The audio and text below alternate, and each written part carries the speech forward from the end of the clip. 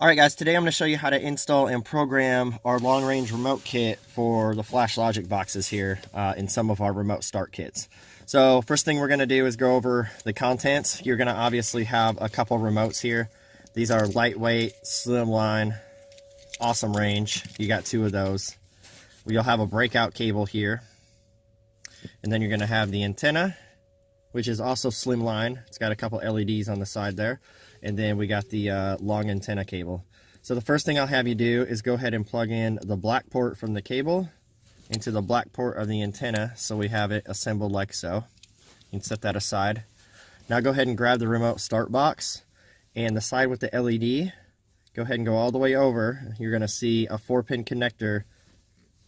Go ahead and unplug that. It could be white, it could be black, but it will have the red and black power wires in it. So this is a 2018 Terrain we're working on, and it's full connectors all over the place.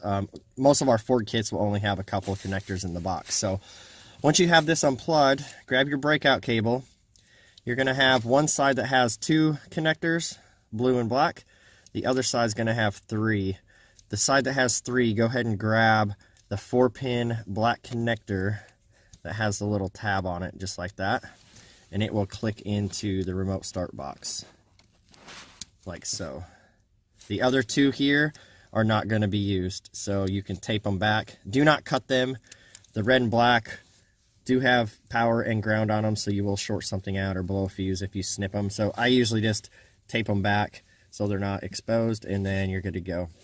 So now, the other side, we got 2 connectors here. So how this is going to work is go ahead and grab the power first. It's the 4-pin that you unplug from the box, and it is going to go into the blue connector here. So go ahead and insert it like this. So that now applies power back to the unit. You'll see a green light here. It goes out. Take the antenna white port, plug it into the black side. You'll see the blue LEDs light up like so, which indicates it has power, and now we are ready to program. The programming sequence is time sensitive, so if it is not done in the right amount of time, it will fail. Now,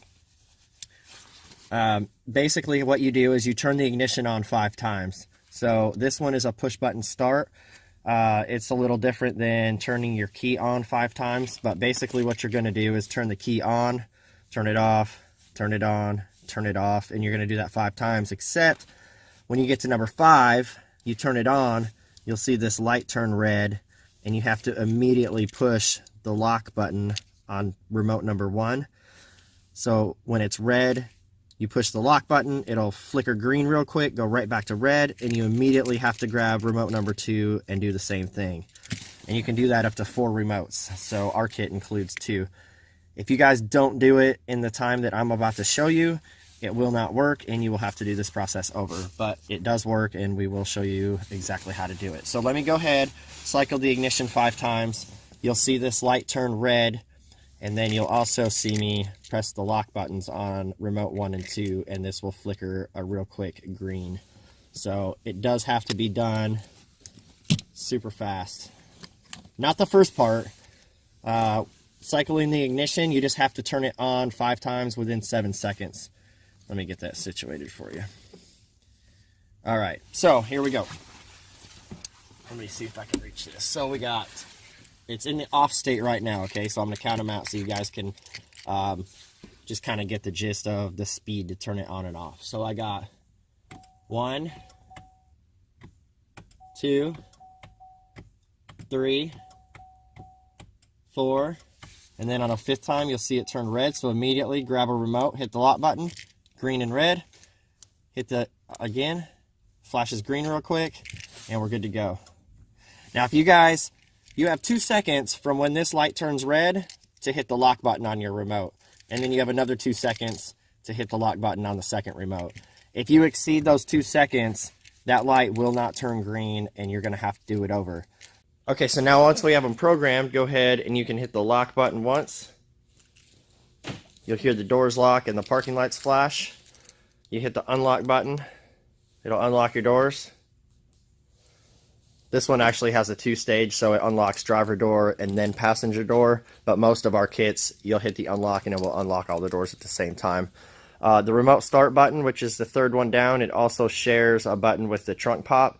To remote start your vehicle, tap that button 2 times. So just basically 1, 2, you'll see parking lights illuminate, and then you'll see the light on that module do its thing.